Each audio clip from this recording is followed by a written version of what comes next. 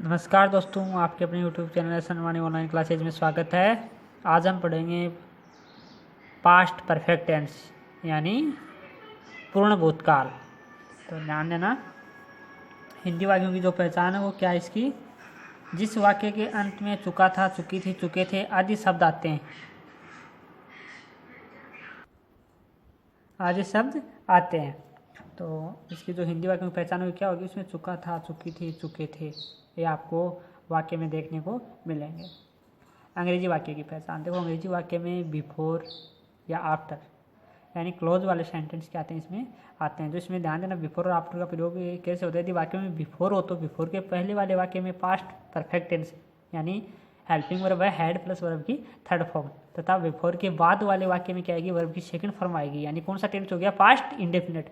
मैंने बताई थी वर्ब की सेकंड फॉर्म कौन सी में आती है, पास्ट इंडेफिनिट के साधारण वाक्य में यानी अफर्मेटिव सेंटेंस में आती है। तथा आफ्टर होने पर, आफ्टर के पहले वाले वाक्य में तो वर्ब की सेकंड फॉर्म यानी पास्ट इंडेफिनिट टेंस, आफ्टर के बाद वाले वाक्य में हैड प्लस वर्ब की थर्ड फॉर्म का प्रयोग होता है। यानी कौन सा टेंस हो गया, हैड प्लस वर्ब की थर्ड फॉर्म यानी पास्ट परफेक्ट टेंस, और वर्ब की सेकंड फॉर्म मतलब पास्ट इंडेफिनिट टेंस।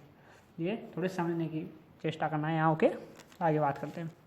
मैंने एक स्ट्रक्चर भी लिख के दिया नीचे, subject plus had plus verb की थर्ड फॉर्म प्लस ऑब्जेक्ट। यानी अब ये बिफोर का यूज हो रहा है, सब्जेक्ट प्लस वर्ब की सेकंड फॉर्म प्लस ऑब्जेक्ट। यानी यहाँ से लेके और यहाँ तक ये तो है पास्ट इंडेफिनिट टेंस, और यहाँ से लेके और यहाँ तक ये है आपका पास्ट परफेक्ट टेंस।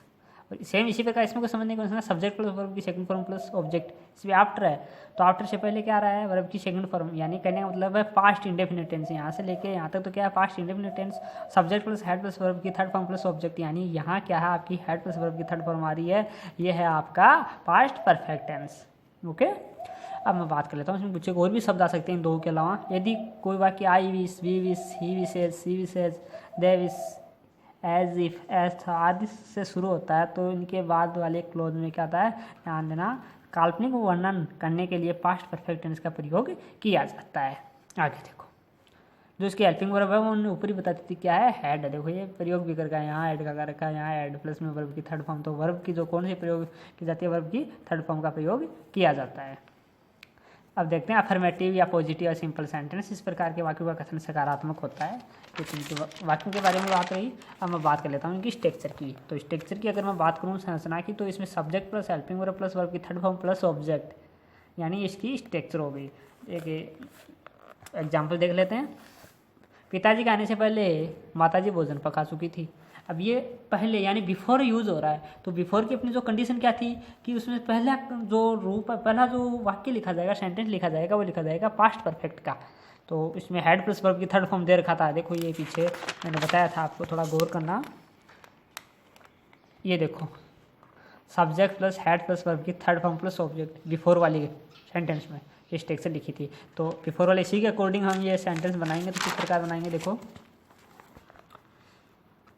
यानी mother had cooked food before father came, verb की सेकंड फॉर्म है केम, कम की, CAME केम। तो ये हैड प्लस वर्ब की थर्ड फॉर्म हो गई और सेकंड फॉर्म, यानी पास्ट, ये पास्ट परफेक्ट हो गया और ये पास्ट इंडेफिनिट हो गया। समझ गए। तो सेम इसी पर आधारित एक और दिया मैंने उदाहरण, मैं घर पहुंचा उससे पहले अतिथि जा चुके थे, यानी the guest had gone before I reached house, या होम भी लिख सकते हैं।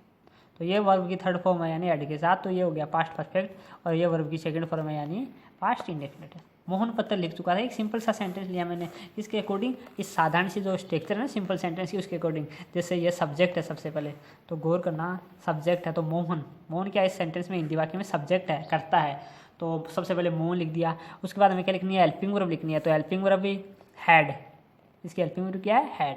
फिर वर्ब की third form right, WRIT, right की थर्ड फॉर्म होती है रिटर्न, WRITT, रिटर्न। तो रिटर्न लिख दिया।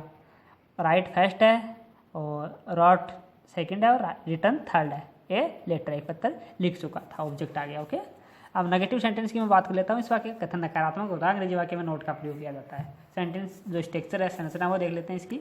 Subject plus helping verb plus note plus verb की थर्ड फॉर्म प्लस ऑब्जेक्ट, यानी इसकी क्या होगी, स्ट्रक्चर हो गई कि सब्जेक्ट का यूज होगा, हेल्पिंग वर्ब का यूज होगा, नोट का यूज होगा, उसके बाद वर्ब की थर्ड फॉर्म का यूज होगा, फिर ऑब्जेक्ट का यूज होगा। जैसे एग्जाम्पल के तौर पर, मैं पुस्तक नहीं पढ़ चुका था, या तो इसको किस प्रकार करेंगे देखना, I had not red book, यानी मैंने बताया थी लिखी तीनों समान जाते हैं लेकिन उच्चारित है उनका अलग अलग होता है, रीड रेड रेड।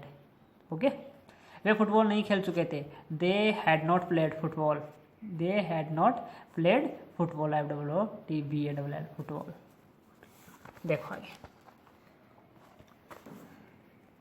इंट्रोगेटिव, इन प्रश्नवाचक में हिंदी वाक्य में तो देखो क्या बचाना है, क्या dot dot dot question mark, और अंग्रेजी में helping verb plus dot dot dot dot question mark, यानी ये पहचान है अंग्रेजी और हिंदी की। तो हेल्पिंग वर्ब में इसकी स्ट्रक्चर संरचना की बात करूँ तो helping verb plus subject plus verb की थर्ड फॉर्म प्लस ऑब्जेक्ट, इसकी क्या होगी स्ट्रक्चर हो गई। तो इंपेरेटिव के एग्जांपल देख लेते हैं, इंट्रोगेटिव के, सॉरी इंपेरेटिव नहीं, इंपेरेटिव यानी तो आदेशात्मक होता है, ये इंट्रोगेटिव है यानी प्रश्नवाचक है।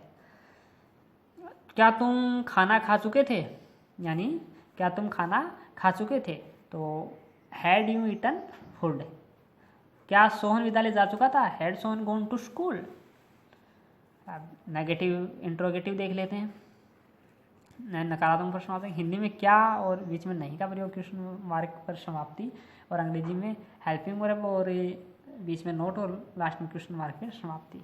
इनकी पहचान है structure helping verb plus subject plus note plus verb की थर्ड फॉर्म प्लस ऑब्जेक्ट, इसकी स्ट्रक्चर हो गई। एग्जाम्पल, क्या तुम कहानी नहीं लिख चुके थे, had you not written story. क्या वह नहीं सो चुका था, हैड ही नॉट स्लीप्ड। अब मैं बात कर लेता हूँ WH सेंटेंस की। WH वाक्य, हिंदी वाक्य के बीच में क्या, कहाँ, कब, कैसे, कौन सा, किसका आदि शब्द आते हैं, और अंग्रेजी वाक्य के शुरू में what, where, when, how, which, whose, why आदि शब्द आते हैं। तो स्ट्रक्चर इसकी है WH word plus helping verb plus subject plus verb की थर्ड फॉर्म प्लस ऑब्जेक्ट।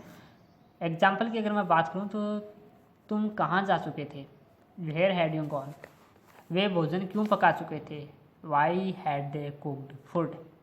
ये इनके एग्जाम्पल की बात हो गई, ये मैंने आपको करके बता दिया। क्यों का WH वाई यानी क्यों, और कहाँ यानी वेयर। ये देखो बीच में है हिंदी में, लेकिन अंग्रेजी में शुरुआत में है WH वर्ड, इसमें बीच में, इसमें शुरुआत में। इस प्रकार मैंने समझाने की कोशिश भी की आपको। तो आपको वीडियो कैसा लगा बताना कमेंट करके। तो नमस्कार दोस्तों, धन्यवाद, अगले वीडियो में मिलते हैं।